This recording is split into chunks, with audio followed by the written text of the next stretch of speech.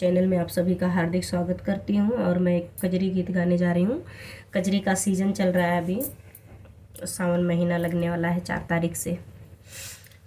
तो मैं एक कजरी गीत गाने जा रही हूँ। कैसा लगेगा कमेंट करके बताइएगा आप लोग, और अपना बहुत सारा प्यार दुलार दीजिए।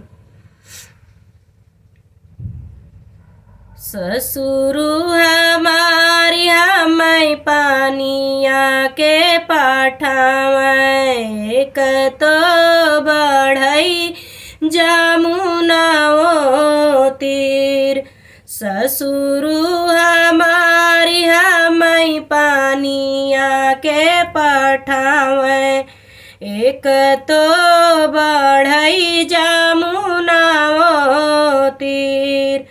एक तो मांग सिंदूर भयो भारी दूसरे घड़ी लवाना।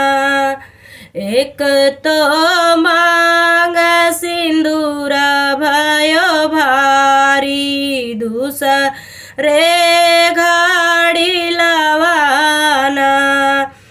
तीसरे में कान्हा हो बांसिया बजावे दिल घबराई हो गई नैना।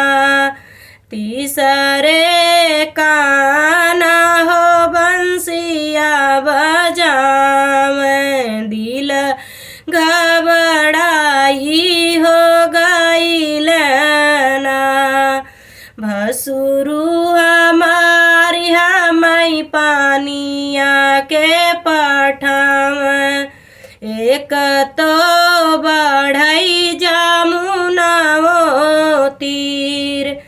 भसुरु हमारी हमें पानिया के पाठावै एक तो बढ़ई जमुना ओ तीर। एक तो घुंघुटा कढ़ता भयो भारी दूसरे घड़ी लवाना। एक तो घुंघुटा कढ़ता भयो भारी दूसरे घड़ी लवाना। तीसरे में कान्हा हो बंसिया बजावना दिल घबराई हो गई नैना। तीसरे में कान्हा हो बंसिया बजावना दिल घबराई